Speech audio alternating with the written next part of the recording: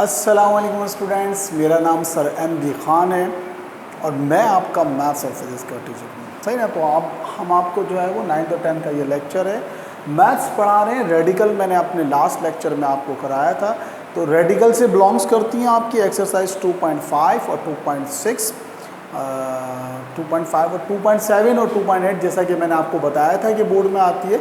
और 2.5 और 2.6 बोर्ड में नहीं आती, ये आपकी प्रिपरेशन है for the main exercise 2.7 and 2.8। तो जल्दी से हम कर लेते हैं, बहुत ही आसान है। अगर आपको खुद भी करना चाहते हैं तो ये आप कर लेते, लेकिन बहरहाल मैं थोड़े बहुत सवाल करा दूंगा, थोड़े बहुत आप खुद कर लीजिएगा। तो एक्सरसाइज कौन सी है ये स्टूडेंट्स?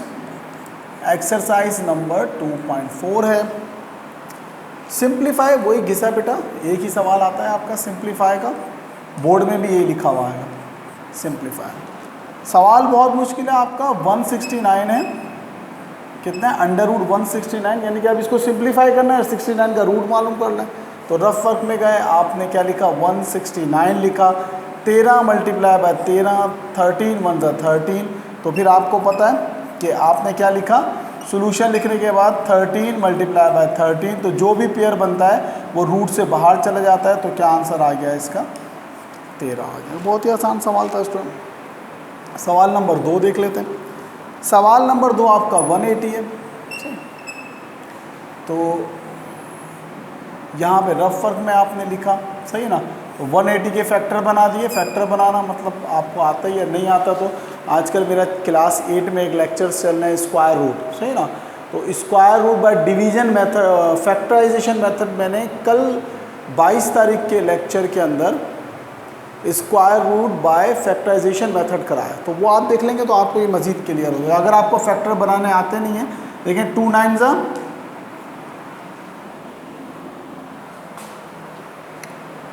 कितना हो गया? 2 9 ज़ा 18, 0 ऐसे आ गया। 2 4 ज़ा 8, 1 गया। 2 5 ज़ा 8, 3 1 ज़ा 3, 3 5 ज़ा 15, फिर 3 5 ज़ा 15 और 5 1 ज़ा 5। तो सोल्यूशन लिखेंगे और जो भी हमारे फैक्टर आए वो इसमें लिख देंगे। 2 multiply by 2 multiply by 3 multiply by 3 multiply by 5। बहुत ही आसान है स्टूडेंट, जिसमें कोई लॉजिक रॉकेट साइंस नहीं है। जो पेयर बनेगा वो रूट से बाहर चले जाएगा। 2 और 3 का पेयर बन रहा था, 2 2, और 5 अंदर बच रहा था, तो 2 3 ज़ा 6 √5। ये आपका क्या हो गया? आंसर हो गया। कोई मसला है स्टूडेंट्स? उम्मीद है कि इसमें कोई मसला नहीं होगा। मसले वाली बात भी नहीं है, बहुत आसान है। तो सही मैं जल्दी से इसलिए मिटा देता हूँ क्योंकि मुझे पता है कि आप माशाल्लाह बहुत सही है, स्क्रीन रोक के जो है वो आप इसको देख सकते हैं। सही। क्वेश्चन नंबर 3 है डायरेक्ट। अब प्रॉपर्टीज़ आ गई हैं आपकी, देखें 3 से आपकी प्रॉपर्टी आ गई। तो मैंने क्या बताया था, जब रेडिकेंड सेम होगा तो इसको क्या करते हैं? डायरेक्ट बाहर लिख देते हैं। √12 आपका मल्टीप्लाई हो रहा है √12 से। अगर रेडिकेंड सेम होगा तो आप इसको डायरेक्ट 12 इसका आंसर हो जाएगा। सोल्यूशन लिख के 12 आंसर कर दें। लॉजिक वही है, घिसी पिटी, कि भाई ये 12 मल्टीप्लाई बाय 12, इनको एक ब्रैकेट में लिख सकते हैं, तो पेयर बना तो बाहर चला गया, तो इसलिए। लेकिन हमें क्योंकि प्रॉपर्टी सिखा दी गई है, तो जो प्रॉपर्टी हमें आती है उसके मुताबिक हम डायरेक्ट आंसर लिख देंगे। क्वेश्चन नंबर 4 देख लें। √16 मल्टीप्लाई बाय √12 है। 16 का रूट 4 होता है, डायरेक्ट आपने कर दिया। 12 का रूट आपका क्या होता है? 12 के फैक्टर बना लें हम, सही ना। ये डायरेक्ट आपको 16 के रूट आपको याद होने चाहिए। ये मेरा जो स्क्वायर रूट का क्लास 8 के जो चैप्टर हैं, अगर आप उसको देख लें तो आपके लिए अफाका होगा। जो मेरे स्क्वायर रूट के जो मेरे चैप्टर 2 शुरू हुआ है ना क्लास 8 का, तो आपकी बेसिक अगर नहीं है तो वो बन जाएगी। तो बहरहाल वैसे भी यहाँ पे भी आप समझ सकते हैं, 2 3 ज़ा 6 और 3 1 ज़ा 3, तो 12 का आपने बना लिया। 2 multiply by 2 divided multiply by 3। 4 अपनी जगह पे। आप 16 का रूट क्यों होता है 4? 4 4 ज़ा 16, 4 का पेयर बनेगा तो आ जाएगा। यहाँ पे कर देते हैं, चलें। फिर आप भी क्या याद करेंगे? तो ये 4 का पेयर बना, ये बाहर चला गया। ये 2 का पेयर बना, ये बाहर चला गया। 3 वैसे आएगा। 4 2 ज़ा 8 √3 इसका आंसर आ गया। सही। इसी तरह क्वेश्चन नंबर 5 है, उसको कर लीजिएगा। 5 मैं नहीं करा रहा। क्वेश्चन नंबर 6 को देख लेते हैं। बहुत मुश्किल है, इतना मुश्किल है आपको समझ ही नहीं आएगा। आप बोलेंगे ये इतना मुश्किल सवाल हो गया।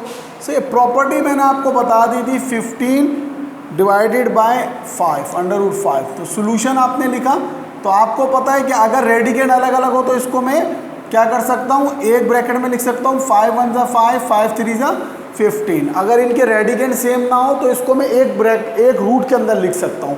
तो आपने इसको एक रूट के अंदर लिख दिया बेटा, तो क्या हुआ 5 1 ज़ा 5, 5 3 ज़ा 15, √3 इसका क्या आ गया, आंसर आ गया। क्लियर हो गया? सही। अब ये छोटी छोटी प्रॉपर्टी आपसे खामखा के अंदर वक्त का ज़िया है, लेकिन बहरहाल क्लास 9 की वजह से जो है ना ये मुझे सब कराना पड़ रहा है। अब क्वेश्चन नंबर 7 देख लें, इतना मुश्किल है, आपको आएगा ही नहीं। 76 √76 है, तो आपको पता है 1 से कट गया 1, इसका आंसर आ गया। √76 1 ज़ा √76, √76 1 ज़ा √76। क्वेश्चन नंबर 8 देख लें क्या है, 18 और √2। तो ये हमने इसको आपको प्रॉपर्टी में बता दिया था कि भाई 18 कैसे आया होगा, इसकी जगह पे क्या लिखेंगे, ये थॉरली मैंने आपको बताया था क्या आ जाएगा, √18 मल्टीप्लाई बाय √18। सही ना, ये याद है ना, प्रॉपर्टी मैंने कराया था a/√a। कैसे लिखा था हमने, √a multiply by √a divided by √a, ये वाली प्रॉपर्टी आपको करा चुके हैं। तो 18 ख़त्म हो गया, सही। क्या बचा आपके पास, √18 बचा, लेकिन ये आंसर नहीं है क्योंकि √18 का रूट निकल सकता है। आप गए फैक्टर बना लिया, 2 9 ज़ा 18, 3 3 ज़ा 9, 3 1 ज़ा 3। क्या 18 का फैक्टर क्या बना, 2 मल्टीप्लाई बाय 3 मल्टीप्लाई बाय 3। जिसका पेयर बनता है वो रूट से बाहर चले जाता है, 3 रूट से बाहर चला गया और 2 बचा, 3 √2 इसका क्या है, आंसर है। बुक में चाहे जो भी आंसर हो, सही। क्लियर है बेटा? तो जो भी पेयर बनेगा उस पर रूट का साइन हम नहीं लगा सकते। ये भी हो गया। अच्छा भाई, मज़ीद जल्दी जल्दी कर लेते हैं। आज इंशाल्लाह 2.6 को भी नल्ला पढ़ेंगे। क्वेश्चन नंबर 9 है, बिल्कुल बच्चों वाला है। 2 √28/√7। तो सॉल्यूशन लिखा, 2 अपनी जगह पे रहा, इन दोनों को एक रूट में लिख सकते हैं। तो कितना हो गया, 7 1 ज़ा 7, 7 4 ज़ा 28। तो 4 का रूट कितना होता है, 2 होता है। अब ये 2 2 ज़ा 4 आंसर हो गया, सही ना। 4 का रूट 2 कैसे होता है, एक स्टेप और करा देते हैं। चलें भाई, 4 कैसे आया होगा, 2 मल्टीप्लाई बाय 2, ये पेयर बना तो क्या हो गया, बाहर आ गया, 2 2 ज़ा 4 हो गया, सही। अब ये बस एक सवाल मैं करा रहा हूँ, 10वां एक्सरसाइज ख़त्म हो गई, बाकी आप खुद कर लीजिएगा। सही है। 3 √5 प्लस 8 √5। तो ये मैंने आपको बताया था जब रेडिकेंड सेम होता है तो रेडिकेंड को एक दफ़ा लिख देते हैं, सही है मेरे बच्चों। और ये जो कांस्टेंट नंबर होते हैं ये आपस में जमा या माइनस जो भी हो रहे हो, जमा हो रहे हो तो जमा, माइनस हो रहे हो तो माइनस। तो 3 और 8 कितना होता है, 11 √5, ये आपका आंसर होगा, सही मेरे बच्चों। तो ये आपकी एक्सरसाइज 2.5 जो है वो मुकम्मल हो गई, अल्हम्दुलिल्लाह।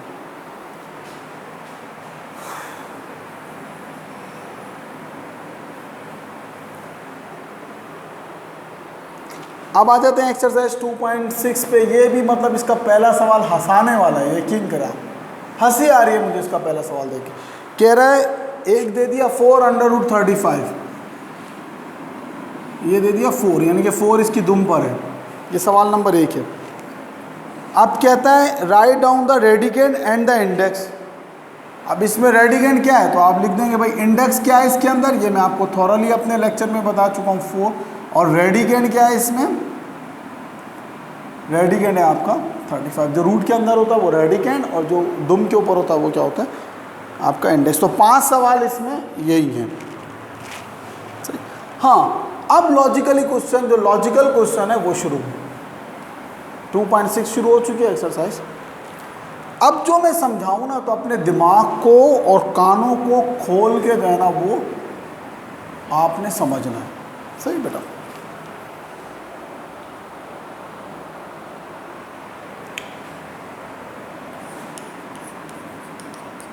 तो सिंपल क्या है, अब देखिए ये 3 ऐसे नहीं, ये 3 इसकी दुम पर है।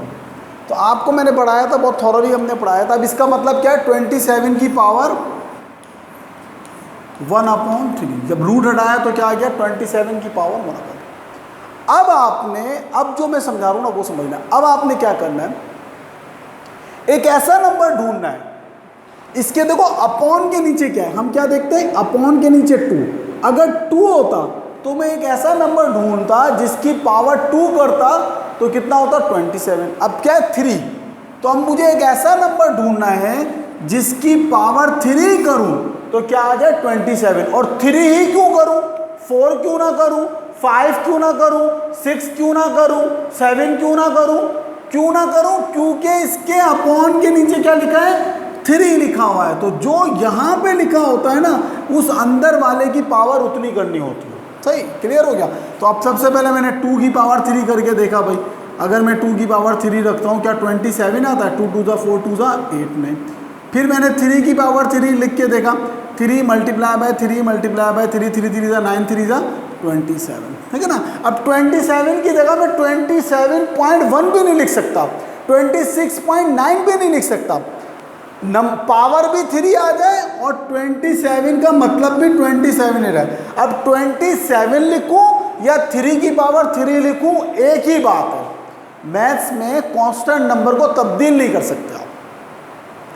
तो 27 लिखूं या 3 की पावर 3 लिखूं, कोई फर्क नहीं पड़ता, क्योंकि जब 3 की पावर 3 को सॉल्व करोगे तो आंसर क्या आएगा आपके पास 27 आएगा। तो अब मैंने 27 की पावर 3 की पावर 3 लिख दी और 1/3, देखें 1/3 ऐसे आ गया। अब पावर की पावर हमेशा क्या होती है, मल्टीप्लाई होती है, 1/3। फिर क्या हो गया 3 1 ज़ा 3 डिवाइडेड बाय 3, 3 1 ज़ा 3, 3 1 ज़ा 3, 3 की पावर 1, 1 लिखते नहीं है, तो आंसर कितना आ गया आपका 3 आ गया।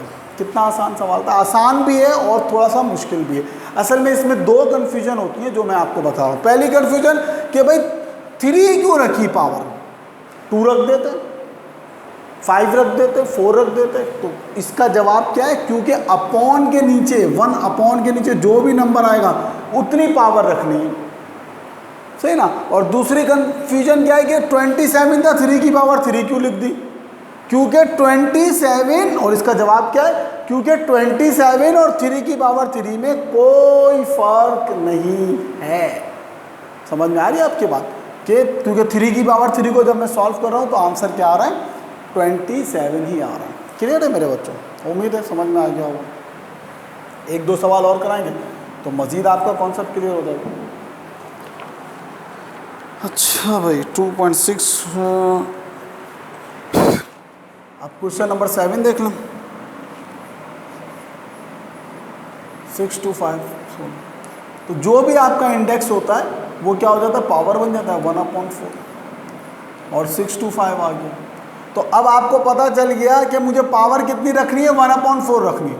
अब आपने क्या करना है, क्यों 4 रखनी है, क्योंकि नीचे अपॉन के नीचे क्या 4 है। अब आपने एक ऐसा नंबर ढूंढना है जिसकी पावर 4 करूं तो कितना आ जाए 625 आ जाए। तो 2 2 ज़ा 4 2 ज़ा 8 2 ज़ा 16, 3 की पावर 4 करूंगा तो 2, 3 3 ज़ा 9, 3 ज़ा 27, 3 ज़ा 81, और 4 की पावर 4 करूँगा तो कितना हो जाएगा 4 4 ज़ा 16, 4 ज़ा 64, 4 ज़ा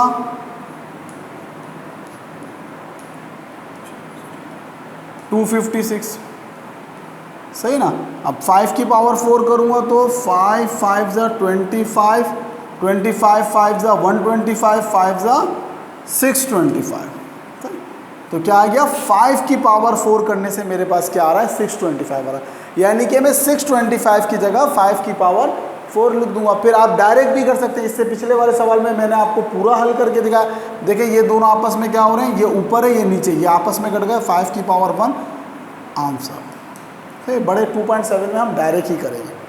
क्लियर होगा ये सवाल, क्लियर होगा अच्छी तरीके से।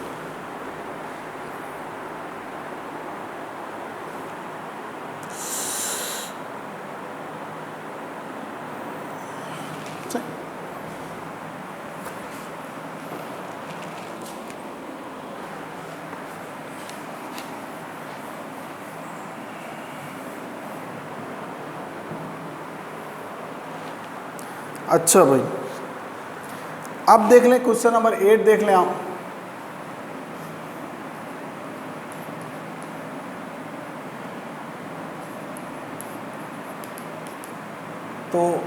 अब क्या हो गया, a की पावर 8, अब वेरिएबल आ गए तो ये क्या हो गया, यहाँ पे भले 100 है, जो भी आपका इंडेक्स होता है वो यहाँ पे आ जाता है, 1/8 आ जाता है, सही।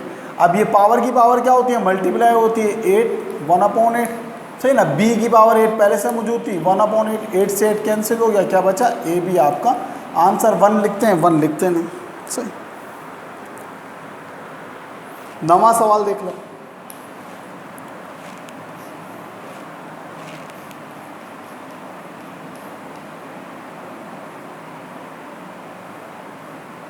तो वही किस्सा बेटा, 5/7। अब मैंने क्या बताया था, जब कुछ भी नहीं होता इंडेक्स, जब कुछ भी नहीं होता तो कितना होता है फिर आपका 1/2 होता है, सही, स्क्वायर रूट 1/2। तो ये ऑलरेडी इसकी पावर क्या थी, देखें इसकी पावर ऑलरेडी 2 थी, और जब ये हटा, जब ये रूट हटा, रेडिकल का साइन हटा, तो 1/2, 2 से 2 गया, तो क्या आंसर आ गया, 5/7 आ गया, सही। अब 10वां देख लें, ये बिल्कुल बच्चों वाले सवाल है, असल में ये आपके कॉन्सेप्ट क्लियर कर रहे हैं कि ये भाई कॉन्सेप्ट क्लियर कर लो ताकि आगे जाके जो है ना आपको प्रॉब्लम ना हो। और इसकी पावर p, तो अब देखिए mn, ये p इंडेक्स था तो क्या बन गया 1/p, और ये p हो गया, डिवाइड हो रहा था कट गया, तो mn इसका क्या हो गया, आंसर हो गया।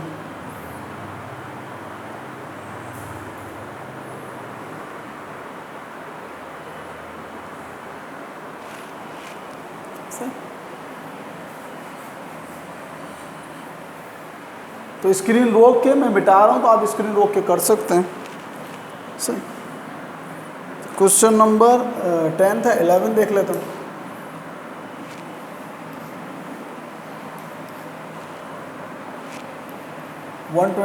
ये भी वही घिसा पिटा सवाल है, सही ना। क्या हो गया आपका 81/125 की पावर 1/3 आ गया, सही। तो अब आपने क्या करना है, 81 कैसे आएगा, ठीक 81 कैसे आएगा, 3 × 9 × 27, 5 × 25 × 125। हाँ, यहाँ पे देखिए मुश्किल आ गया। अब कोई भी ऐसा नंबर नहीं है जिसकी पावर 3 करूँ तो क्या आ जाए आपका 81 आ जाए। हाँ, 3 की पावर 3 करूँगा तो कितना आ जाएगा, 27 आ जाएगा। तो ये आपकी मजबूरी बन गई। अब ये क्या बन गई आपकी मजबूरी, की कोई नंबर ही नहीं है, आपको तो 3 में ही तोड़ना है, 3 के अलावा 4 तो कर नहीं सकते, वरना 3 की पावर 4 करते तो 81 आ जाता।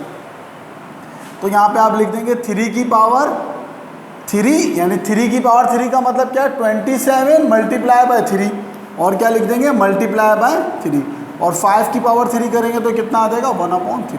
देखिए 3 की पावर 3, इधर देखें 3 की पावर 3 मल्टीप्लाई बाय 3, इसका मतलब 81 होता है। देखिए 3 की पावर 3 को खोला तो कितना आया, 27, 3 × 27, 27 3 × कितने होते हैं, 81 होते हैं, सही। समझ में आ रही है बात।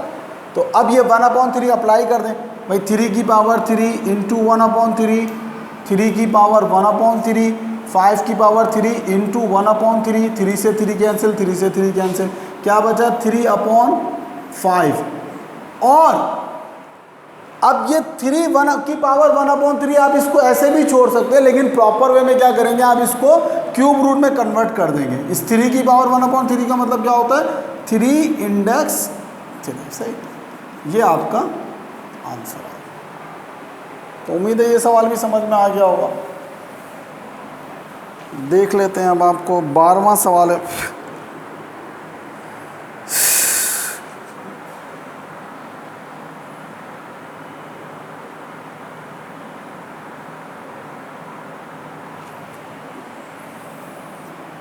बारहवां सवाल भी थोड़ा सा हटकर है, ये करा देते हैं हम, N Q और M Q। तो इसका मतलब क्या हो गया, सॉल्यूशन लिखेंगे, देखें Q की पावर 1/n और Q की पावर 1/m, बेस से में पावर क्या हो जाएंगी, आपस में माइनस हो जाएंगी, 1/n माइनस 1/n। जब बेस सेम होती है और डिवाइड हो रहा होता है तो पावर क्या हो जाती है, आपस में माइनस हो जाती है। अब एलसीएम ले लेंगे। एलसीएम लेने का घिसा पिटा तरीका 7 क्लास का रैशनल नंबर जो है ना, रैशनल नंबर का लेक्चर है, आप अगर वो देखेंगे तो अगर आपको नहीं आता एलसीएम लेना दो टर्म्स के, जब डिनोमिनेटर अलग अलग होते हैं तो वो आपको समझ में आ जाएगा। एन को एम से मल्टीप्लाई कर देंगे तो कितना हो जाएगा एम एन, फिर एम वन ज़ा एम और एन वन ज़ा एन, ये सिंपल तरीका होता है और यही इसका आंसर है। तो ये तरीका अगर आपको समझ में नहीं आ रहा, वैसे तो बहुत आसान होता है, अगर डिनोमिनेटर अलग अलग होते हैं तो नीचे वाले आपस में मल्टीप्लाई हो जाते हैं, ये वाला इससे हो जाता है और ये वाला इससे हो जाता है, सही।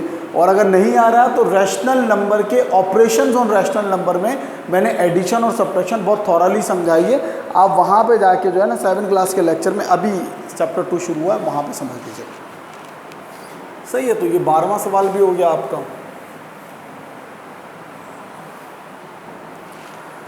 अब देख लेते 13वां सवाल, खुद ही कर लीजिएगा भाई, अब बस 13वां खुद कर लीजिएगा, 14वां मैं करा देता हूँ, चलो।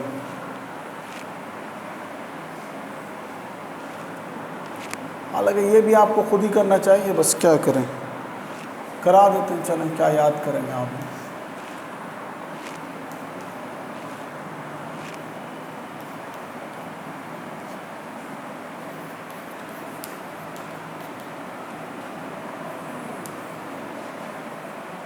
सही, तो ये पावर इसकी क्या हो जाएगी 1/3 हो जाएगी।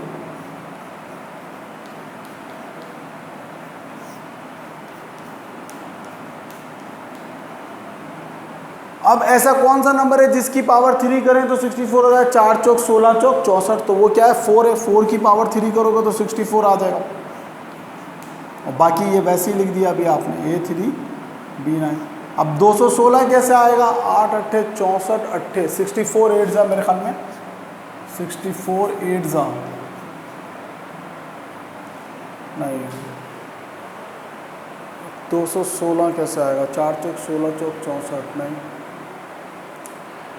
216 ही है, 216 आपके 8 4 अट्ठे 32 16 नहीं, 7 चौक 28 नहीं, 5 पंजे 25 नहीं,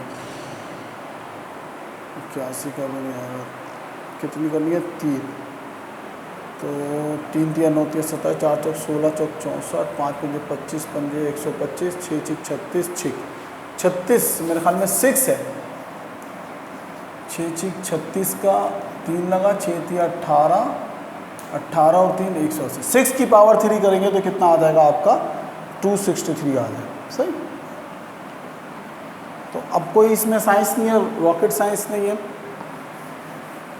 सही है ना। अब ये पावर 1/3 आपको हम पढ़ा चुके हैं, पावर में हर नंबर पे जाके अप्लाई होगी। 4 की पावर 3 मल्टीप्लाई बाय 1/3, A की पावर 3 मल्टीप्लाई बाय 1/3, B की power 9 multiply by 1/3 divided by, अब यहाँ पे भी ऊपर नीचे हर नंबर पे जाके ये पावर अप्लाई हो जाएगी। 6 की पावर 3 मल्टीप्लाई बाय 1/3, अगर 100 नंबर होंगे तो ये जाके 1/3 जो इसकी पावर है उन 100 नंबर पे भी अप्लाई होगी, सही है मेरे बच्चों। 18 है 1/3 होगी।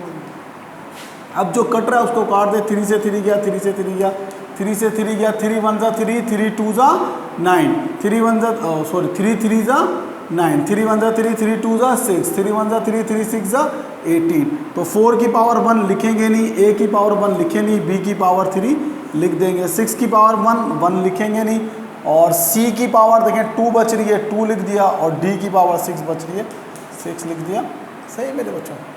तो मुझे उम्मीद है कि यह आपको 2.6 जो है वो समझ में आ गया होगा। इंशाल्लाह अगर अल्लाह ने ज़िंदगी दी तो कल से जो है वो हम 2.7 शुरू करेंगे, और 2.7 का एक एक सवाल आपके लिए अहम है, क्योंकि 2.7 में से हर साल एक सवाल आता है, और 2.8 में से या 2.7 में से, ये 2 एक्सरसाइज हैं, इनमें से या तो 2.8 में से आ जाएगा या 2.7 में से आ जाएगा, मोस्टली 2.7 में से आता है। तो इंशाल्लाह ताला उसका हर सवाल आपको थॉरली समझाएंगे, लेकिन 2.7 समझने के लिए आपके लिए ज़रूरी है कि ये जो मैंने 2.2, 2.2, 2.3, 2.4, 2.5 और 2.6 समझाइए, इसके अंदर जो कॉन्सेप्ट हैं, बल्कि ये अगर नहीं भी आते तो जो मैंने आपको वो जो कॉन्सेप्ट दिए हैं, मेरे एक्सपोनेंट की जो प्रॉपर्टीज़ पढ़ाई हैं और जो रेडिकल की प्रॉपर्टीज़ पढ़ाई हैं मेरे बच्चों, वो आपको आनी चाहिए। सही है मेरे बच्चों, अपना बहुत ज़्यादा ख्याल रखिएगा। आज का लेक्चर ख़त्म होता है तो अपना बहुत ज़्यादा ख्याल रखिएगा। अल्लाह हाफिज़।